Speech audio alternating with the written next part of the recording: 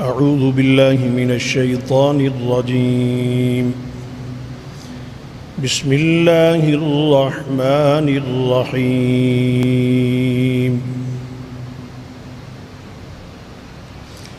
يا أيها الذين آمنوا اتقوا الله حق تقاته ولا تموتن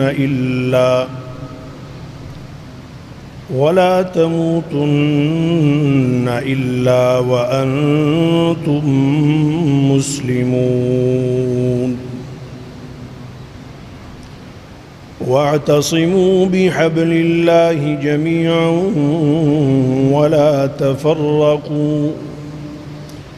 واذكروا نعمة الله عليكم إذ كنتم أعداء فألف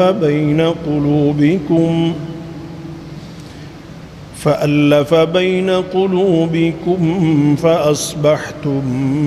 بنعمته إخوانا وكنتم على شفا حفرة من النار فأنقذكم منها كذلك يبين الله لكم آياته لعلكم تهتدون. وَلْتَكُنْ مِنْكُمْ أُمَّةٌ يَدْعُونَ إِلَى الْخَيْرِ وَيَأْمُرُونَ بِالْمَعْرُوفِ وَيَنْهَوْنَ عَنِ الْمُنْكَرِ وَأُولَئِكَ هُمُ الْمُفْلِحُونَ.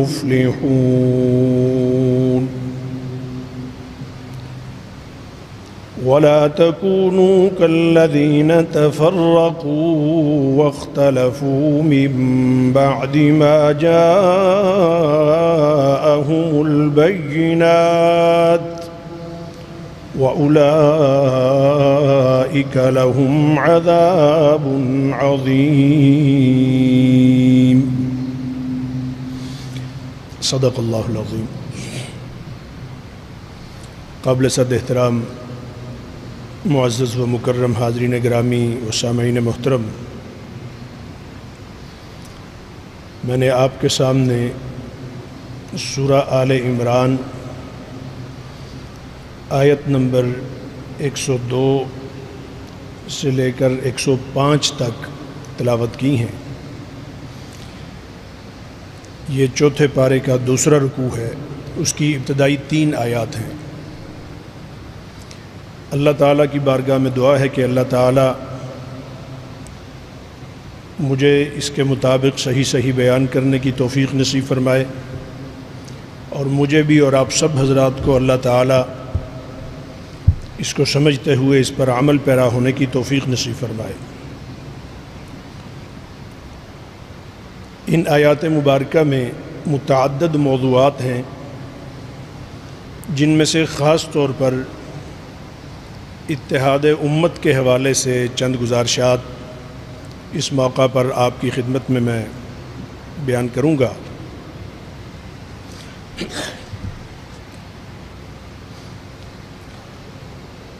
اسلام نے انسانیت کے لیے جو پیغام امن دیا ہے، جو پیغام سلامتی اور پیغام امن ہے، وہ قرآن مجید میں جگہ جگہ اور رسول اللہ صلی اللہ علیہ وسلم کے فرامین میں مسلسل ہمارے لیے روشنی کے مینار کی حیثیت رکھتا ہے.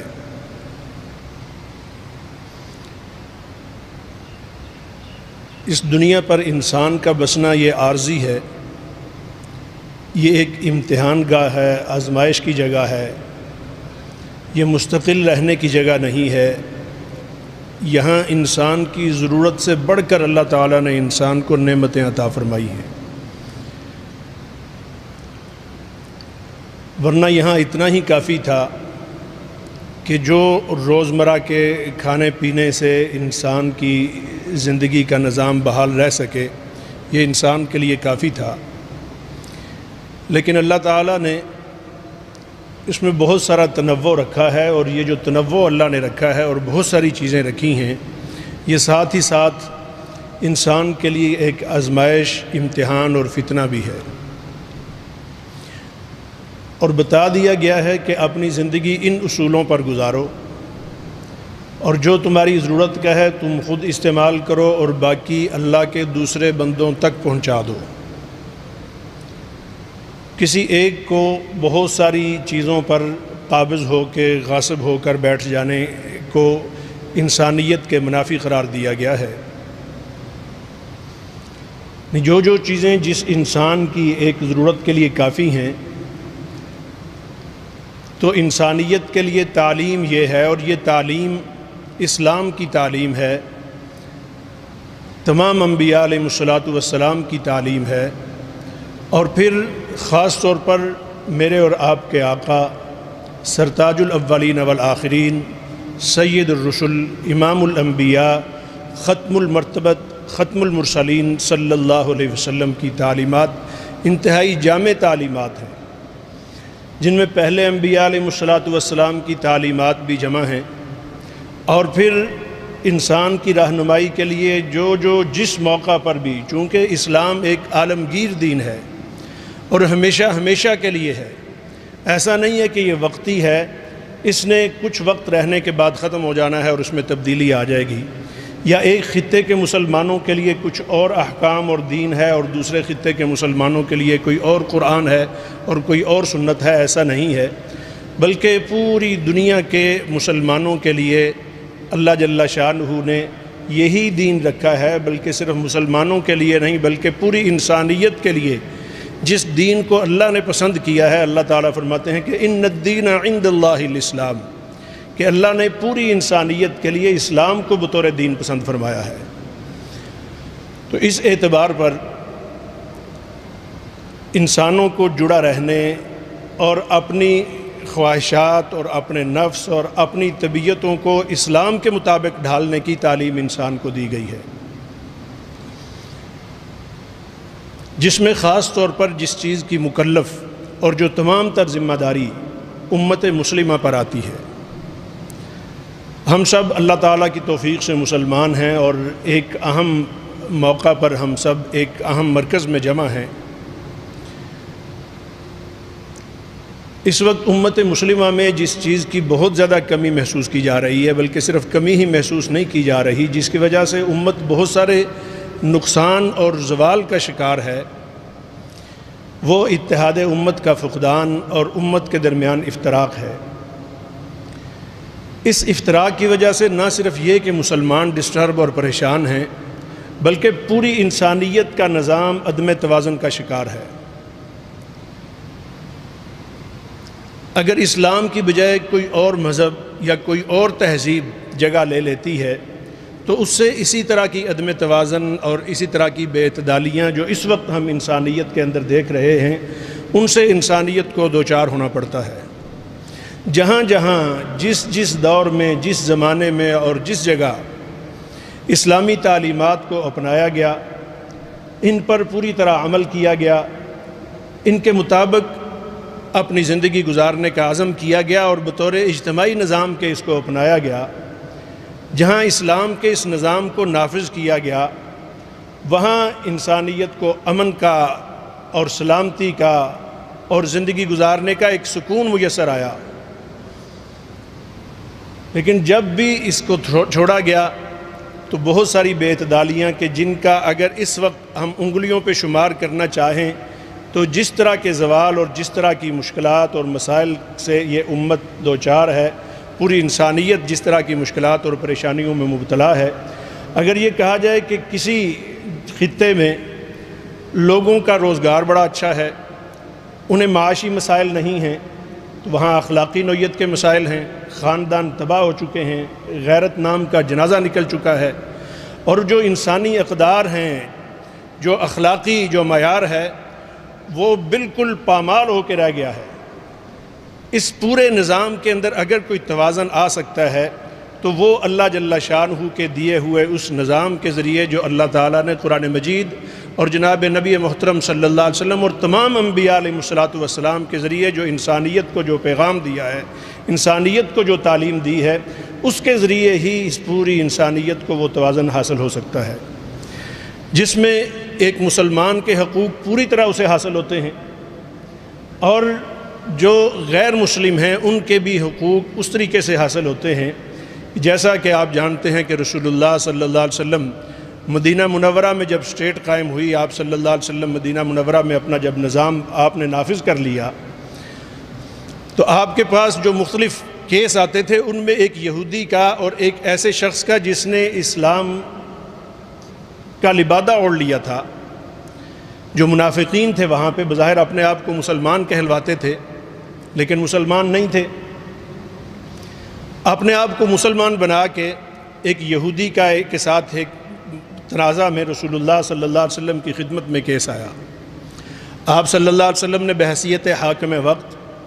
بحیثیت قاضی کے، آپ صلی اللہ علیہ وسلم نے پورا معاملہ سنا اور فیصلہ نبی اکرم صلی اللہ علیہ وسلم نے اس شخص کے حق میں نہیں کہ جس نے بظاہر اپنے آپ کو مسلمان شو کیا، جس نے اپنے آپ کو مسلمان ظاہر کیا، بلکہ اس شخص کے حق میں کیا جو وہاں کی اقلیت تھا، جو وہاں پہ یہودی تھا۔ آپ صلی اللہ علیہ وسلم نے اس کے حق میں فیصلہ دیا۔ وہ شخص جو اپنے آپ کو مسلمان کہلواتا تھا، اس نے کہا کہ مجھے یہ فیصلہ منظور نہیں ہے، اور اس کی منافقت کی سب سے بڑی علامت ہی یہ تھی کہ منافق آدمی کو اللہ اور اس کے رسول صلی اللہ علیہ وسلم کا فیصلہ اس کے لیے ناکافی ہوتا ہے، اسے وہ پسند نہیں آتا، اسے اللہ اور اس کے رسول کے دیے ہوئے فیصلے اور تعلیمات پر اس کا دل مطمئن نہیں ہوتا۔ ایک منافق شخص وہ کبھی بھی قرآن و سنت کی تعلیمات پر اس کا دل مطمئن نہیں ہوتا، وہ اللہ اور اس کے رسول صلی اللہ علیہ وسلم کی دی ہوئی احکامات اور ان کی دی ہوئی تعلیمات پر وہ کبھی بھی راضی نہیں ہوتا۔ اس کی نظریں ہمیشہ رہتی ہیں تو اپنے مفادات پر رہتی ہیں، وہ مفاد اس کا اگر کسی کافر سے پورا ہوتا ہے وہ وہاں جائے گا، اگر اس کا مفاد اور اس کی طبیعت اور اس کے دل کی تسکین اگر کسی دشمن سے پوری ہوتی ہے وہ وہاں جائے گا۔ وہ اللہ اور اس کے رسول صلی اللہ علیہ وسلم کے احکامات پر وہ کبھی بھی مطمئن راضی نہیں ہوتا۔ اس منافق نے کہا کہ مجھے یہ فیصلہ منظور نہیں ہے، میں ابو بکر سے فیصلہ کرواؤں گا۔ جناب ابو بکر صدیق رضی اللہ تعالیٰ عنہ مسلمانوں کے اندر نبی اکرم صلی اللہ علیہ وسلم کے بعد ایک بڑی شخصیت ہیں۔ فیصلہ جناب ابو بکر صدیق رضی اللہ تعالیٰ عنہ ان کی خدمت میں چلا گیا، وہ بات سنی، بات سننے کے بعد جب پتہ چلا کہ یہ رسول اللہ صلی اللہ علیہ وسلم پہلے اس پر فیصلہ دے چکے ہیں، یہودی نے کہا کہ ابو بکر یہ بات پہلے نبی اکرم آپ کے پیغمبر صلی اللہ علیہ وسلم کی خدمت میں پیش کی جا چکی ہے اور انہوں نے یہ فیصلہ دیا ہے، میرے حق میں فیصلہ دیا جا چکا ہے۔ تو جناب ابو بکر صدیق رضی اللہ تعالیٰ عنہ فرمانے لگے کہ نبی اکرم صلی اللہ علیہ وسلم کے فیصلے کے بعد ابو بکر کون ہوتا ہے کہ جو اس میں فیصلہ کرے؟ منافق نے پھر کہا نہیں، میں عمر سے فیصلہ کروانا چاہتا ہوں، اور بات جناب سیدنا عمر فاروق رضی اللہ تعالیٰ عنہ تک پہنچی، اور جب یہ پتہ چلا کہ پہلے رسول اللہ صلی اللہ علیہ وسلم اس پر یہ فیصلہ دے چکے ہیں اور جناب ابو بکر کا موقف اس کے متعلق یہ ہے کہ جو کچھ رسول اللہ صلی اللہ علیہ وسلم کا فیصلہ ہے اس کے بعد میں کوئی بات نہیں کر سکتا، تو جناب عمر رضی اللہ تعالیٰ عنہ پھر اللہ تعالیٰ نے جو جلال دیا تھا اور جو ایک سچے مسلمان میں ہونا چاہیے، جناب سیدنا عمر فاروق رضی اللہ تعالیٰ عنہ نے فرمایا کہ اگر اس شخص کو جو بظاہر کلمہ پڑھتا تھا، اگر اس شخص کو رسول اللہ صلی اللہ علیہ وسلم کا فیصلہ اور ابو بکر کی بات اگر منظور نہیں ہے تو پھر اس شخص کا فیصلہ عمر کی زبان نہیں، عمر کی تلوار کرے گی۔ بات چل رہی ہے وہاں کی اقلیت کی، وہاں کے ایک غیر مسلم کی بات چل رہی ہے۔ جب اسلام ہوتا ہے، جب اسلامی تعلیمات ہوتی ہیں، جب نبی اکرم صلی اللہ علیہ وسلم کی تعلیمات کو دیکھتے ہوئے، اللہ کے احکام کو سامنے رکھتے ہوئے جب فیصلہ ہوتا ہے تو وہ پھر ظلم پر مبنی کبھی نہیں ہو سکتا، وہ ہمیشہ حق پر اور انصاف پر مبنی ہوتا ہے۔ یہ وہ چیز ہے جو اسلام نے پوری انسانیت کو عطا کی ہے، اور یہ اسلام ہی ہے جو اس پورے نظام کے اندر ایک توازن اور اعتدال انسانیت کو دیتا ہے۔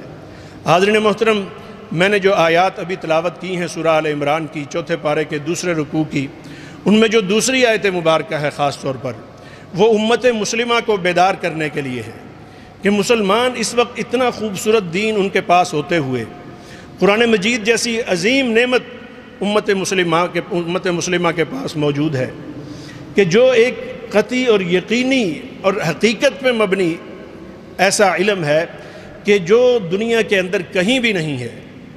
کسی دوسرے مذہب کے پاس، اور یہ محض مسلمان ہونے کی وجہ سے اور یہاں فیصل مسجد کا اسٹیج ہونے کی وجہ سے اور مسلمانوں کا ایک مجمع ہونے کی وجہ سے یہ کوئی مبالغے کے ساتھ یہ بات نہیں کی جا سکی، بلکہ یہ ایک حقیقت ہے جس کو ببانگ دہل ایک معصوم بچہ بھی جو مسلمان ہے وہ دنیا کی کسی کونے میں بھی کھڑا ہو کر کہہ دے تو حقیقت ہے کہ اس حقیقت کو کوئی جھٹلا نہیں سکتا ہے۔ اس کو جھٹلانے کے لیے بڑے بڑے لوگوں نے دعوے کیے، وہ اپنے آپ کو بڑے فلاسفر بھی کہلواتے تھے، وہ اپنے آپ کو بڑے حکماء بھی کہلواتے تھے، ان کی بڑی بڑی نسبتیں تھیں بظاہر، لیکن جس نے بھی یہ چیلنج اس کو قبول کیا اور کہا کہ قرآن مجید کے مقابلے میں کوئی چیز لے کے آئے گا، اس نے منہ کی کھائی اور ناکام ہوا۔ اور یہ حقیقت ہے کہ یہ ہمارے پاس موجود ہے اور ہمیں یہ بلاتا ہے کہ آؤ اللہ اور اس کے رسول صلی اللہ علیہ وسلم کی تعلیمات کی طرف، اور مسلمانوں کے لیے تعلیم یہ ہے اس موقع پر خاص طور پر کہ جب امت مسلمہ ایک ایسے انتشار کا شکار ہے کہ کہیں، اور پھر اس میں انتشار کی وجہ کیا ہے؟ وجہ یہ ہے کہ اپنا ہوس ہے، جو انسان کی اپنی طبیعت اور مزاج ہے، طبیعت اور مزاج فطرت نہیں بلکہ فطرت کو چھوڑ کے فطرت کے خلاف انسان چل پڑا ہے۔ فطرت اس چیز کا تقاضا کرتی ہے کہ انسان ایک دوسرے کے ساتھ اس کے تعاون کے بغیر زندہ نہیں رہ سکتا۔ کوئی شخص بھی ایسا نہیں ہے جو یہ کہے کہ مجھے معاشرے کے اندر کسی دوسرے فرد کی ضرورت نہیں ہے۔ ہر شخص کی ضروریات اور اس کی احتیاج دوسرے شخص کے ساتھ جڑی ہوئی ہے، یہ اس دنیا کا نظام ہے۔ کوئی بھی شخص چاہے وہ اپنے مال و متاع اور اموال کے اعتبار سے، اپنے سٹیٹس اور منصب کے اعتبار سے، اپنی صلاحیت اور استعداد کے اعتبار سے، اپنے مقام اور مرتبے کے اعتبار سے، وہ چاہے کس مقام پر ہی فائز کیوں نہ ہو، دولت کے انبار اور بینک بیلنس اس کے پاس کتنے بڑے کیوں نہ ہوں، لیکن وہ یہ نہیں کہہ سکتا کہ میں اپنی ضروریات پوری کرنے کے لیے میں اکیلا کافی ہوں، مجھے کسی دوسرے فرد کی ضرورت نہیں ہے۔ یقین جانیے وہ اپنے گھر میں ایک صفائی کرنے والے سے بھی اپنے آپ کو بے نیاز نہیں کر سکتا، وہ اپنی گلی کے اندر سویپر جو آ کے صفائی کرتا ہے اس سے بھی اپنے آپ کو بے نیاز نہیں کر سکتا ہے۔ اس کے روزگار کے جس کے ساتھ جو نسبتیں ہیں اور جو اس کے ذرائع ہیں ان سے اپنے آپ کو بے نیاز نہیں کر سکتا ہے۔ ایک انسان فطرت اس کا تقاضا یہ کرتی ہے کہ اس کی ضروریات دوسروں کے ساتھ ملی ہوئی ہیں، اللہ نے یہ نظام اس طرح کا بنایا ہے۔ تو ایسے میں مسلمان سب سے پہلے اس چیز کا مکلف ہے، اسے یہ کہا گیا ہے کہ وہ باہمی اسلام کی بنیاد پر آپس میں ان کے درمیان ایسا اتحاد ہو کہ وہ اللہ اور اس کے رسول صلی اللہ علیہ وسلم کی تعلیمات، اور جسے یہاں جو ہے وہ وَاعْتَصِمُوا بِحَبْلِ اللَّهِ، اللہ تعالیٰ کی رسی کو مضبوطی سے پکڑ لینا۔ اللہ تعالیٰ کی رسی کیا ہے؟ یہ قرآن مجید ہے، یہ دین اسلام ہے کہ اپنے آپ کو اللہ جل شانہ کے دیے ہوئے دین کے ساتھ پورے طریقے سے وابستہ کر دے۔ جب انسان اپنے مفادات کے پیچھے چلتا ہے پھر وہ اللہ تعالیٰ کی رسی کی طرف نہیں آتا، چاہے کسی بھی درجے میں۔ جب وہ اس کے سامنے اس کا مفاد آ جاتا ہے، جب وہ سمجھتا ہے کہ نہیں میری رائے تو یہ ہے، میری سوچ تو یہ ہے، میرا فرقہ تو یہ ہے، میری سیاسی پارٹی تو یہ ہے، میرے رجحانات اور میرے علاقے کے لوگوں کا مزاج اور میرے علاقے کے لوگوں کا تو طریقہ کار یہ ہے، میرے آباء و اجداد کا طریقہ کار تو یہ ہے، میری زبان بولنے والے اور جس علاقے میں میں رہتا ہوں اس میں جو ہماری زبان بولنے والے لوگ ہیں ان کی بات تو یہ ہے، میرے ہاں شادی بیاہ کا کلچر تو یہ ہے، جس معاشرے میں میں رہتا ہوں وہاں کا رسم و رواج تو یہ ہے۔ لہٰذا اپنے رسم و رواج، اپنے مزاج، اپنی طبیعت اور اپنے نفس کے پیچھے چل کے ایک انسان جب اس مرکز سے دور ہوتا ہے، جو مرکز جسے حبل اللہ کہا گیا ہے، جسے اللہ تعالیٰ نے، اور یہ الفاظ میرے بنائے ہوئے الفاظ نہیں ہیں، کسی اور فلاسفر کے، کسی عالم کے، کسی اور حکیم کے، دانا کے بنائے ہوئے الفاظ نہیں ہیں، کسی پیغمبر اور رسول کے، حتیٰ کہ رسول اللہ صلی اللہ علیہ وسلم کے بھی یہ الفاظ نہیں ہیں۔ یہ جو الفاظ آپ کے سامنے بیان کیے گئے ہیں اور جن کی بنیاد پر بات کی جا رہی ہے، یہ الفاظ خلاق عالم کے ہیں، احکم الحاکمین کے ہیں، وہ جس نے انسانیت کو پیدا بھی کیا اور پیدا کرنے کے ساتھ ساتھ نظام دیا کہ اس طرح زندگی گزارنی ہے، یہ اس کے الفاظ ہیں، اس نے یہ تعلیم دی ہے۔ اس نے یہ دعوت دی ہے، اس نے کہا کہ وَاعْتَصِمُوا بِحَبْلِ اللَّهِ جَمِيعًا وَلَا تَفَرَّقُوا، اللہ جل شانہ کی رسی کو مضبوطی سے تھام لو۔ کسی کا کوئی بزرگ کیا کہتا ہے، کسی کا کوئی اور دانا آدمی کیا کہتا ہے، کسی کے علاقے کا مزاج کیا ہے، کسی کی سیاسی پارٹی کیا کہتی ہے، کسی کا کوئی مذہبی رہنما کیا کہتا ہے، وہ ساری باتیں اگر قرآن مجید کے مطابق ہیں تو وہ بات ٹھیک ہے، اگر قرآن مجید کے ساتھ اس کا تضاد ہے تو وہ بات کبھی بھی درست نہیں ہو سکتی۔ حتیٰ کہ بڑے بڑے فقہا نے کہا کہ میری بات اگر اللہ اور اس کے رسول صلی اللہ علیہ وسلم کی تعلیمات کے منافی کہیں پاتے ہو تو اسے اٹھا کر دیوار پر مار دو، وہ میری بات نہیں ہو سکتی، اس لیے کہ وہ کوئی بھی بات اللہ اور اس کے رسول صلی اللہ علیہ وسلم کی تعلیمات سے منافی نہیں کر سکتے ہیں۔ حاضرین محترم، ابھی ہماری اپنی خواہشات نفس ہیں، ہمارے اپنے مسائل ہیں، ہم اپنی طبیعتوں اور اپنی جو ہے وہ نفس کے پیچھے جو چلتے ہیں، تو اس کی وجہ سے امت مسلمہ جس افتراق کا شکار ہے، جس انتشار کا شکار ہے، جس زوال کا شکار ہے، اس کا الفاظ کے ذریعے اس کو بیان نہیں کیا جا سکتا۔ لیکن آپ دیکھیے کہ یہاں مسلمان کا دشمن ہے، ایک دوسرے کی بات برداشت کرنے کے لیے تیار نہیں ہیں۔ کہیں جا کے اگر کوئی یکجہتی نظر آتی ہے تو وہ صرف اپنے مالی مفادات کی خاطر، اپنے نفس کی تسکین کی خاطر جہاں جا کے کوئی ایسی اجتماعیت بنتی ہے تو وہ اجتماعیت انتہائی ضعیف اور کمزور ایسی اجتماعیت ہے، جو اسلام اجتماعیت جس کی بات کرتا ہے اور جس کے گرد پوری امت مسلمہ کو جمع کرتا ہے۔ اور یہ پھر کسی ایک خطے کے مسلمانوں کا مسئلہ نہیں ہے،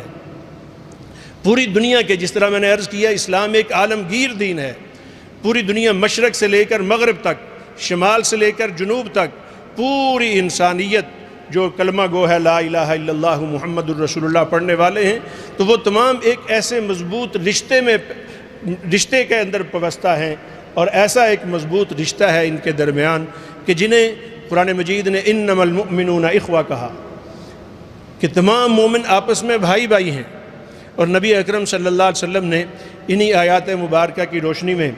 آپ نے جو مثالیں ارشاد فرمائی ہیں، وہ کتنی ہمدرد ہستی ہے، کتنے مہربان ہیں، کتنی خوبصورت مثال رسول اللہ صلی اللہ علیہ وسلم، اور کتنی تڑپ ہے آپ صلی اللہ علیہ وسلم کو اپنی امت کو جوڑنے کی۔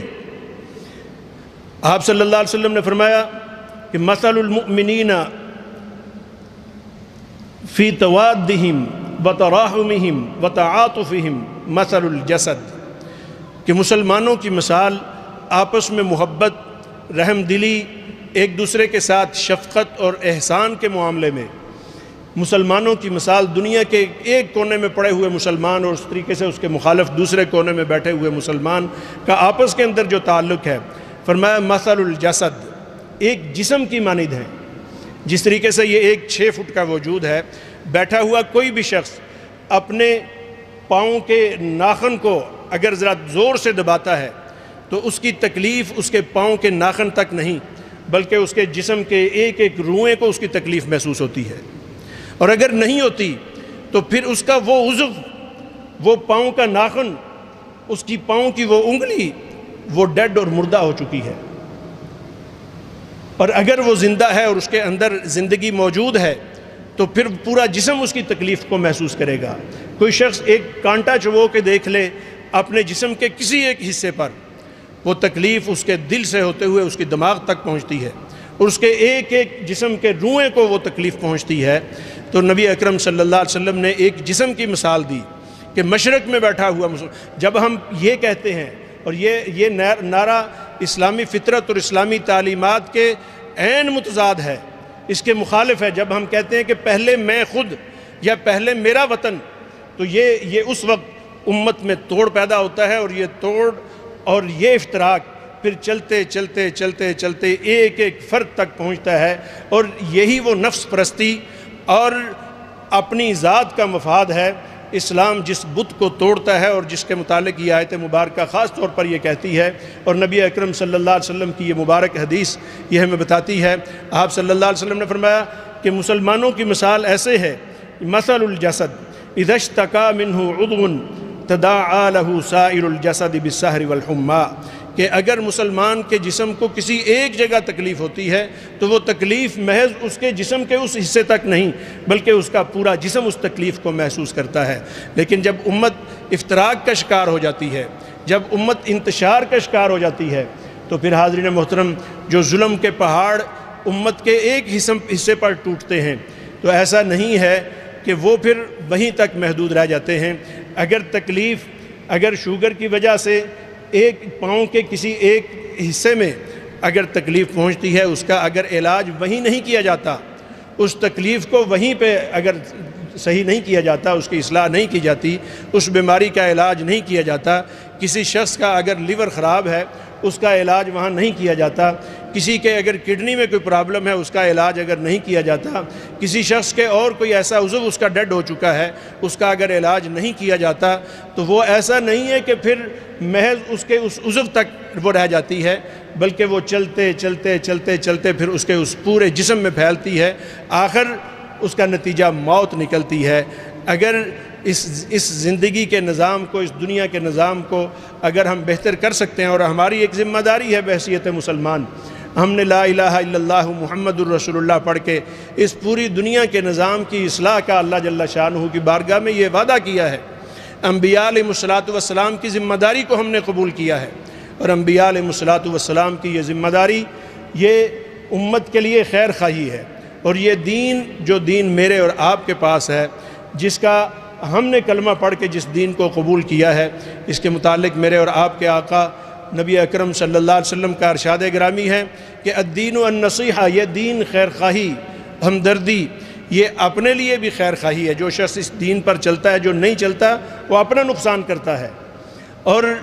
اپنے ساتھ ساتھ پھر یہ دوسروں کے لیے بھی خیر خواہی ہے کہ اگر اس دین سے دور ہو کر میری ذات کا نقصان ہوتا ہے تو میرے ساتھ کھڑا ہوا اور اس کے بعد والا اور اس کے بعد والا بھائی اور دوسرے ملک والا اگر وہ اس دین کے مطابق نہیں چلے گا اور اپنی یہ وقتی سی زندگی گزار کے اگر اس دنیا سے چلا جاتا ہے تو اس کے بعد انجام بڑا بھیانک اور بڑا خوفناک انجام ہے، جس انجام کا تذکرہ فکر آخرت کی صورت میں ہمارے سامنے خود قرآن مجید کرتا ہے، نبی اکرم صلی اللہ علیہ وسلم کی تعلیمات ہمیں بتاتی ہیں۔ حاضرین محترم، اگر ہمارا کسی بھی، اس کا مطلب یہ نہیں ہے کہ ہم بالکل دم ہو کے اپنے مسلک چھوڑ کے اپنے جو بھی کسی کے ساتھ وابستگی ہے اس وابستگی کو چھوڑ دیں،